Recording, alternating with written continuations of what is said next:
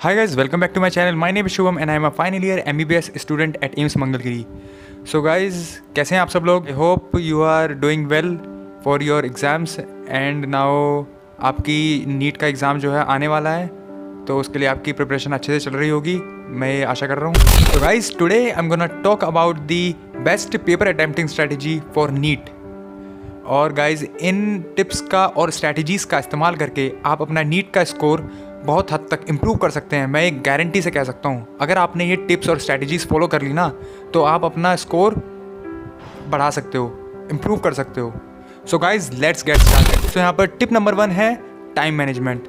Guys मैंने पिछली video में भी टाइम मैनेजमेंट के बारे में बात की थी आपसे, और अगर आपको अभी तक टाइम मैनेज करना नहीं आया है तो गाइज़ आपके लिए बहुत बड़ी प्रॉब्लम हो सकती है, क्योंकि नीट तो है पूरा का पूरा टाइम मैनेजमेंट के ऊपर.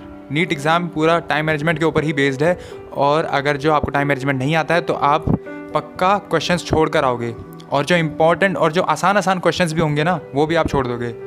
तो मतलब कि बहुत बुरा लगता है जब आते हुए क्वेश्चंस छूट जाते हैं जो आप पहले प्रैक्टिस कर चुके हो, और जिसका आंसर आपको आता है वो आप अगर एग्ज़ाम के टाइम पर छोड़ दो तो बहुत बुरा लगता है. तो टाइम मैनेजमेंट पर ध्यान दें.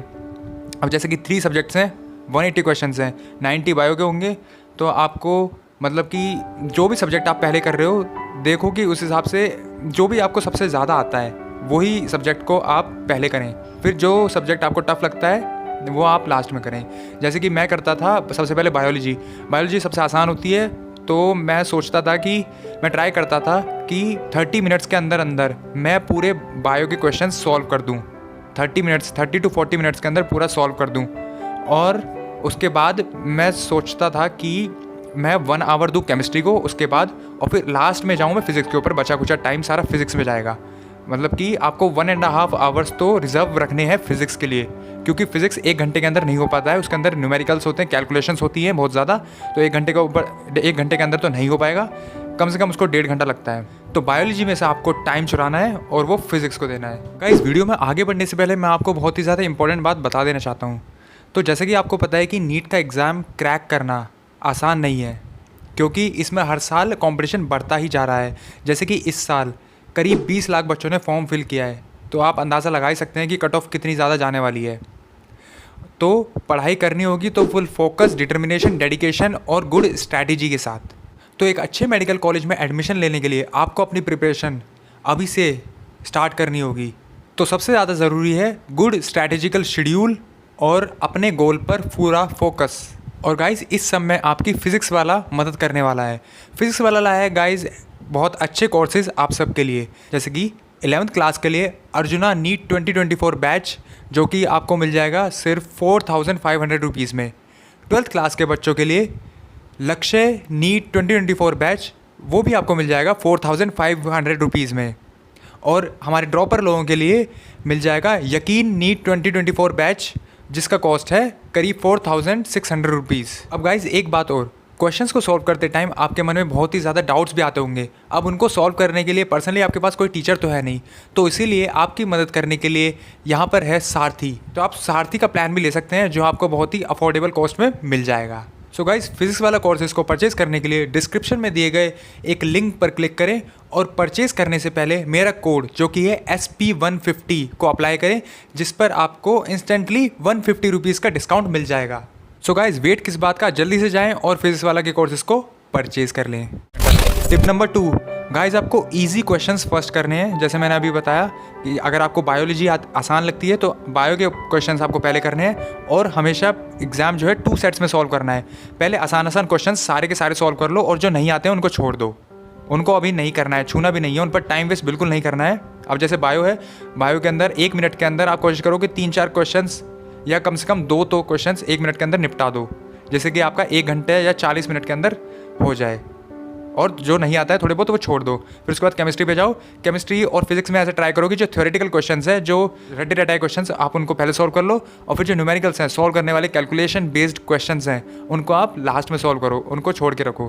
फिर पहला सेट हो जाएगा, आपके थ्योरेटिकल क्वेश्चन सॉल्व हो जाएंगे. फिर उसके बाद आप दोबारा जाओ बायो पे, फिर केमिस्ट्री पे, फिर फिजिक्स पे, फिर न्यूमेरिकल्स वगैरह, और जो आपको नहीं आते हैं क्वेश्चंस उनको सॉल्व करो, उन पर टाइम लगाओ. तो गाइस टिप नंबर 3 है एलिमिनेशन टेक्निक.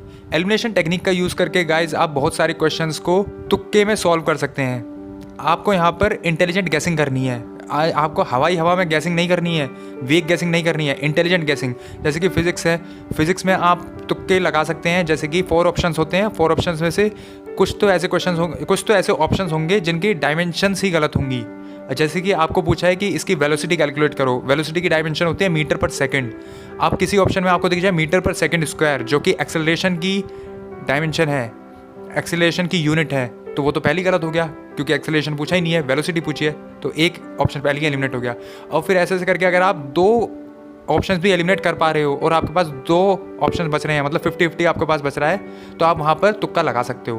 तभी आपको तुक्का लगाना है, वरना ऐसा नहीं कि एक ही एलिमिनेट हुआ है और 3 में आप ऐसे ही फालतू में तुक्का लगा रहे हो, तो आपके नेगेटिव मार्किंग हो जाएगी और आपके मार्क्स और कम हो जाएंगे। तो गाइज टिप नंबर 4 है अटेम्प्टिंग क्वेश्चंस इन सेट्स। तो गाइज आपको जो है पेपर पूरा 2 सेट में सॉल्व करना पड़ेगा। पहले सेट में आपको इजी क्वेश्चंस, बायो, केमिस्ट्री, फिर फिजिक्स के easiest questions, theoretical questions solve कर देने होंगे। फिर सेकंड सेट में आपको न्यूमेरिकल्स, और जिन पर टाइम लगता है, जो आपको याद नहीं आ रहे थे पहले सेट में, वो आपको सेकंड सेट में सॉल्व करने हैं, ठीक है। और न्यूमेरिकल्स वगैरह कैलकुलेशन जिन पर टाइम लग रहा है, टाइम वेस्ट हो रहा है, और जैसे एलिमिनेशन टेक्निक, वो आपको सेकंड सेट में। Fifth and the final strategy is do not panic.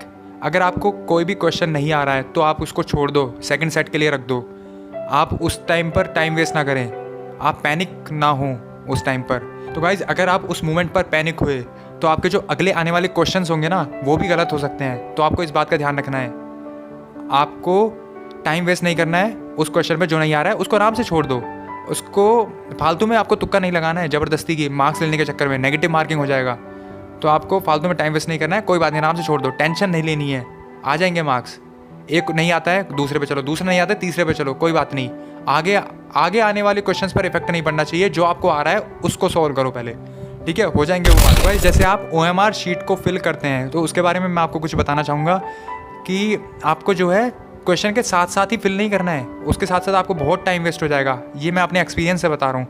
अगर आपको फिल करना है तो जैसे कि पूरा बायो आपने सॉल्व कर दिया, फिर उसके बाद आप टाइम लगाओ कि 5 या 10 मिनट के अंदर अंदर आपको वो पूरी की पूरी OMR शीट फिल करनी है बायो की।